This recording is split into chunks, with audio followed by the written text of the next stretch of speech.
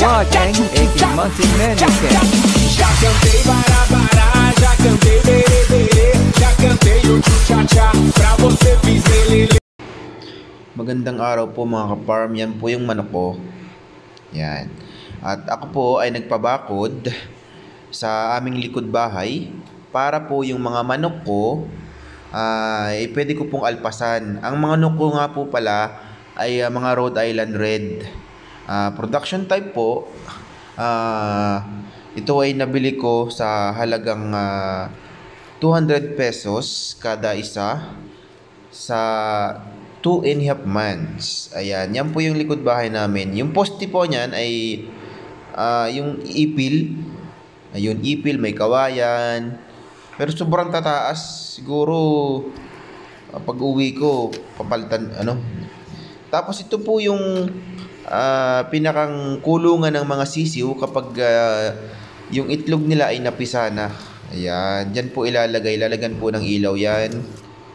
Tapos lalagyan din ng tulda or sako sa tabi. Yan. Tapos nag-extend po ako ng 2 pang pintuan para pa sa mga manok or pag napisa na tapos lumaki na yung mga sisiw, doon ko ilalagay.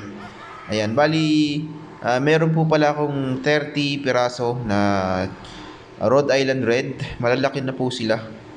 So 27 hindi, parang ilan yun, 6 po yung dyan, lalaki, at 24 yung babae. Ayan po sila, napakaganda.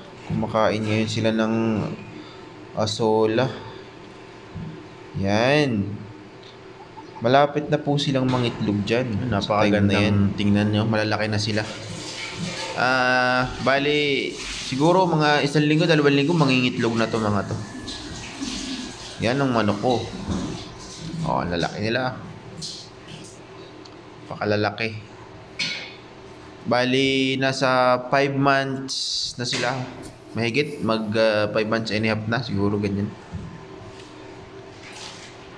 Ayan, napakaganda po ng ating Rhode Island Red.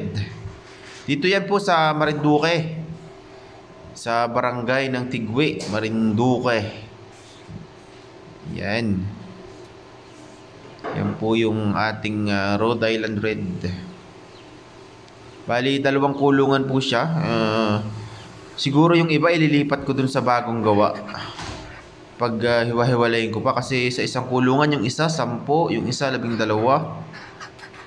na inahin, at yung isa 10 na inahin. Tapos tig-3 na lalaki. Yan, bali ililipat ko siguro yung iba dyan, mayroon na silang ipa. Yan, lalagyan na lang ng yan, kaunting tabon dito sa baba. Ayan, napakaganda ng kanilang tindig. Yung mga gusto pong mag-avail ng fertile egg, ayan, mag-message lang po kayo. Maraming salamat.